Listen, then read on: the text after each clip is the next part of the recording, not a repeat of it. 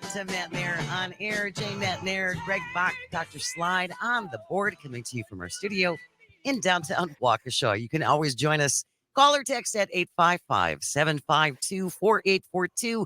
Leave a comment on the live stream on Facebook, YouTube, and what used to be Twitter. If you ever want to email the show directly, you have a guest or a topic or something happening in your community, no matter where you are. It can be in Green Bay or Oshkosh or Hayward or Amory. You can send your emails to Jane Says at civicmedia.us, JANESAYS, Jane Says at civicmedia.us.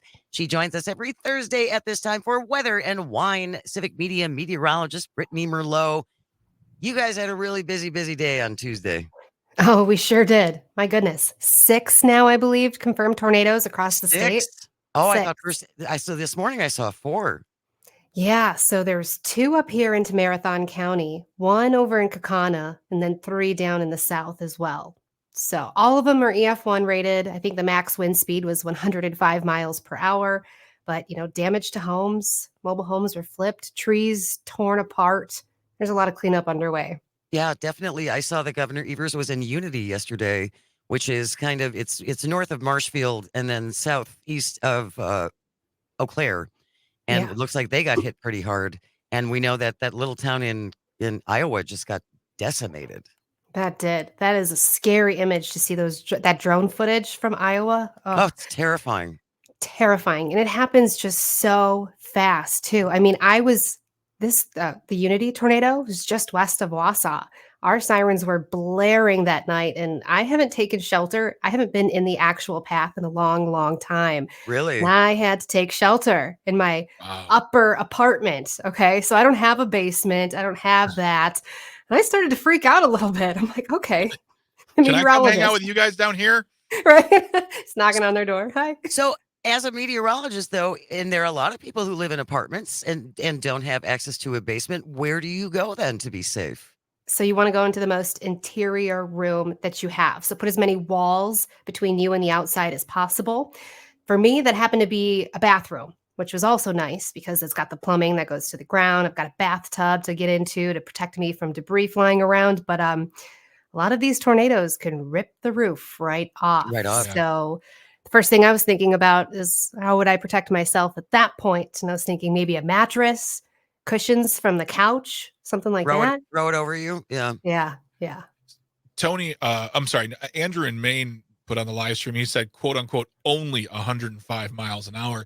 Now that brings back a question because we've been talking about this all week and we've had the luck of talking to you today, as well as Corey earlier in the week about, the size of tornadoes. And we were kind of doing like a thing of like, oh, it's really dangerous in an F5 because you can get hurt or killed by a piece of debris. But it sounds like in an F1, you can get seriously injured as well. I mean, can you tell us, like, in an F5 tornado, what are the wind speeds? What is the damage, honestly?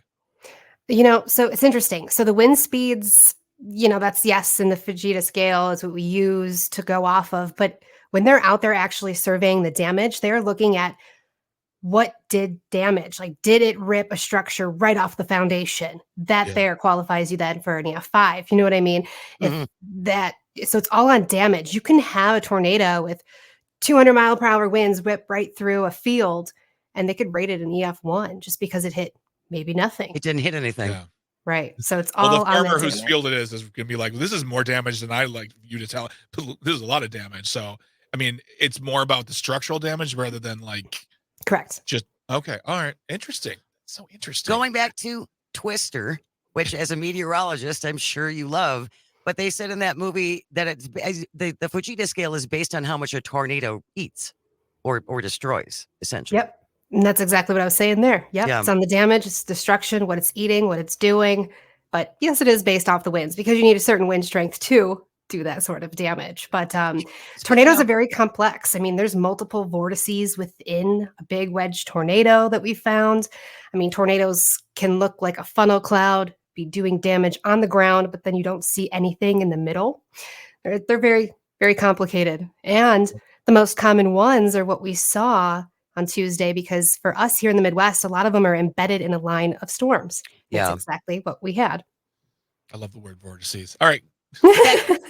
One more Twister movie related question. Oh my God. I love it. Can a Twister pick up a cow and then return it to the ground? Okay. I don't think the cow is going to be okay. That's Okay. Hollywood. Hollywood.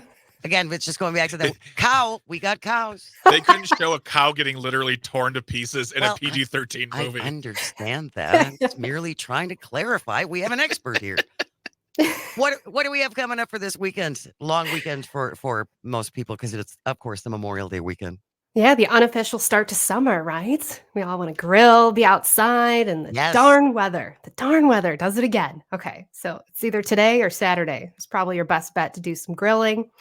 We do have more rain pushing in tomorrow.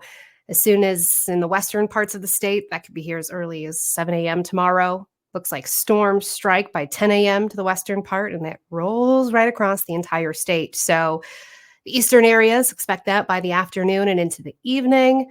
We are looking at a slight risk for severe storms, kind of what we saw on Tuesday, but that Okay. slight risk stays well to the southeast corners. So that's going to be Milwaukee, Racine, Kenosha, all of that. Janesville, I believe, is included, but not nearly as high of a risk as we saw on Tuesday. But stay weather savvy. Keep an eye on that as that rolls through.